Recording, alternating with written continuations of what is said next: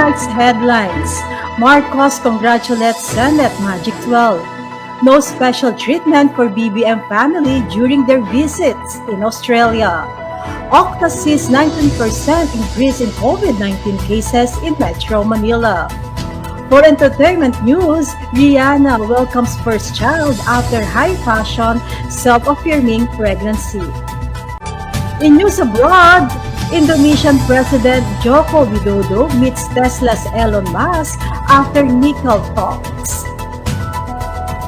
Now let's get to the details of the stories. Marcos congratulates Senate Magic 12. Presumptive President Ferdinand Marcos Jr. has exhorted the 12 newly proclaimed senators to work together for the nation to bounce back from the adverse impacts of the pandemic. Proclaimed by the Commission on Elections acting as the National Board of Canvassers, were Magic 12 in the senatorial race composed of actor Robin Padilla, Antique Representative Loren Legarda, broadcaster Rafi Tulfo, re-electionist Senator Win Gatchalian, Sorsogon Governor Francis Escudero, former Public Works Secretary Mark Villar, Taguig Representative Alan Peter Cayetano, re-electionist Senators Mig Zubiri, Riza Ontiveros, and Joel Villanueva, and former Senators J.V. Ejercito and Jinggoy Estrada. A few hours after the proclamation of the Philippine International Convention Center in Pasay City, Marcos, who was on a short vacation to Australia with his family, tweeted, "Higit kailanman, kinakailangan ng ating bansa ang inyong pagseserbisyo at karunungan para sa patuloy na pagbangon at pag-unlad." 6 of the winners, Padilla, Legarda, Gatchalian, Villar, Zubira, and Estrada, were endorsed and adopted by Marcos in his running mate, presumptive Vice President Sara Duterte Carpio.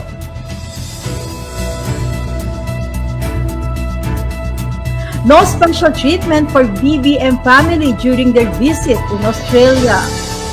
No official arrangements and no special accommodation were made for presumptive President Ferdinand Bongbong Marcos Jr. since his trip to Australia was a private one.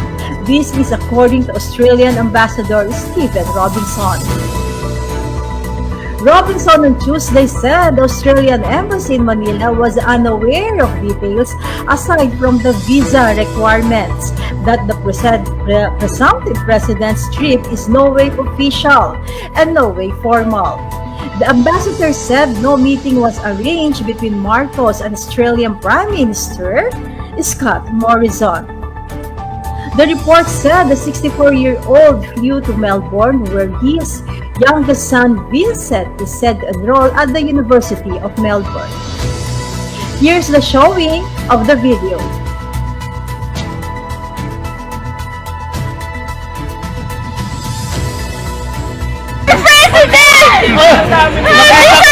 Nakita ko yung nail polish mo sa kapula. Our President and HBBM! Thank you, Mr. President, for coming here! Naiiyak po kami kasi mahal na mahal po namin ang aming first family. Para sa Pilipinas, we are one country, one nation. Thank you for waiting. Isang lahi. Thank you po. This is Madam Lisa Marquez. Wala kami kanina kasi sabi ng wife ko nandito kayo. Opo, wala na kayo. Kaya kayo sinabi naman nila. Kumain na po kami. Bagong bansa, bagong galaw, sa bagong lipunan. Magbabago ang lahat tungo sa pag-unlad at ating itanghal bagong lipunan! Pilipinas!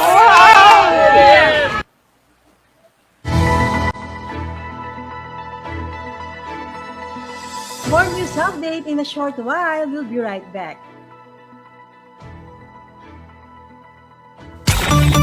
Certified number one. 101.1 Today FM. Today FM. Today's best music. music. Are you ready to make a huge shifts in every area of your life? An enlivening relationship? A purposeful career path and a life that lights you from the inside? For our entertainment news, Rihanna welcomes first child after high fashion self-affirming pregnancy. New York, USA. Superstar Rihanna and rapper A$AP Rocky have reportedly welcomed their first child. After a pregnancy, the singer flaunted in a radical revamp of a normally covered-up maternity style. The entertainment and fashion mogul behind the hits Diamonds and the Umbrella gave birth to a boy on May 13 in Los Angeles. Rumors that she and A$AP Rocky, 33 years old, were dating swirled for years before their pair confirmed last year that their romance was very official. Director Lauren Jody shares current mindset about ABS-CBN non-renewal of franchise. TV and film director Lauren Jody expressed in a recent press conference that he is not hoping anymore for the renewal of ABS-CBN franchise. Quoted, "We survived 2 years without the franchise and without the frequency. We will continue with what we are doing right now, the best we could do to serve the public." Catherine Bernardo and Daniel Padilla's series called Too Good to Be True started airing on Netflix last Friday, May 13. We'll be right back for more news abroad. Stay tuned.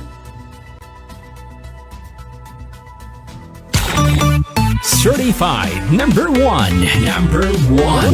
101.1. Today FM. Today FM. Today's best music. Music. Today FM. Momonat, Chupa. Gusto ko, halok mo. Gusto ko, halok mo. Today, with music. Wala kita da. Are you ready to make a huge shifts in every area of your life? An enlivening relationship? A purposeful career path and a life that lights you from the inside out? Join IQMK Global and witness the king of the superfruits, muscadine grapes. With greatest auric capacity, high amount of resveratrol, OPC and many more. Call 0968602249 or visit our office at 7th floor Caswin Building 134 Timig Avenue, Quezon City. Hello po, ako po si Mr. Melvin Espinosa. Ako po isang high partner or business partner po ng IQMK Global. Dito po yung sa Caswin Building, 7th floor, sa Timog Avenue. Tapat lang po siya ng GMA 7. So, ini-invite po kayo na pumunta po kayo dito sa office at kape po tayo. At the same time, mapakita niyo po yung tinatawag na business project. Pwede niyo po maging part-time job ito at magkaroon po kayo ng income. So, sana magkita-kita po tayo. Salamat po!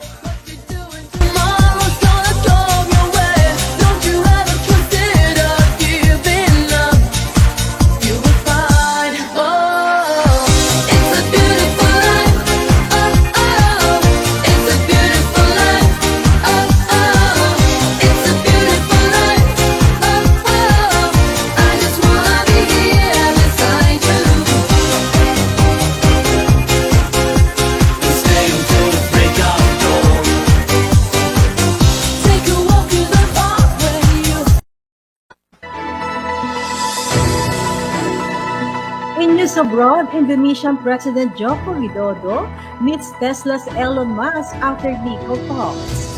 Indonesian President Joko Widodo met Tesla Incorporated Chief Executive Elon Musk last week in Texas to discuss potential investment and technology, Indonesia's government said in a statement. The meeting between Musk and Widodo, better known as Jokowi, came after a round of working-level discussion on potential investment in Indonesia's nickel industry and supply of batteries for electric vehicles, Indonesia's officials told Reuters. Representatives from Tesla were in Indonesia. Here is the video of the meeting.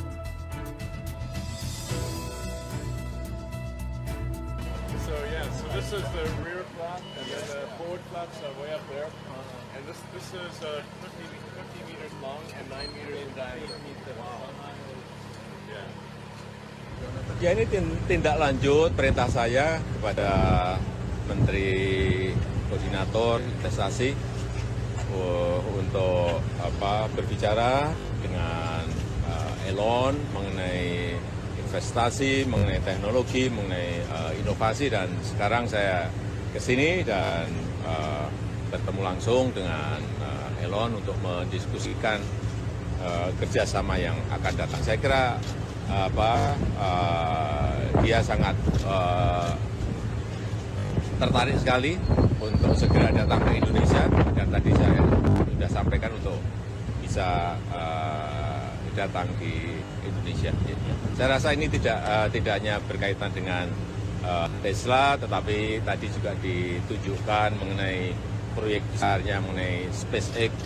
Artinya urusan teknologi saya kira memang Elon super genius. Udah. Elon, any thoughts about the presidential visits today to your company today?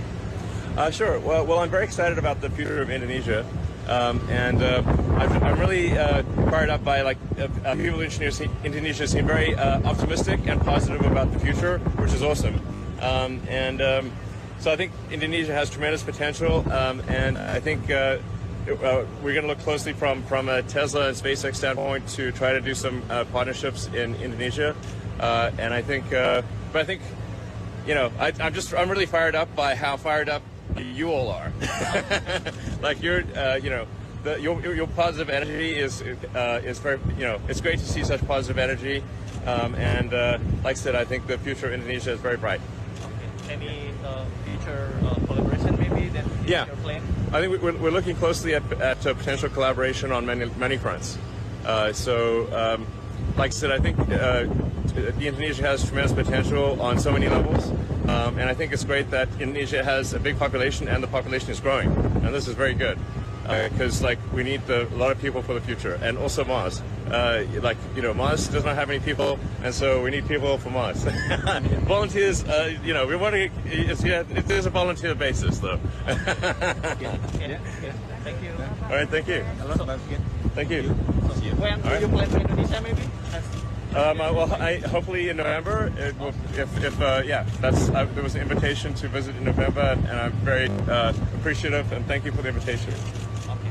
Thank you. Okay.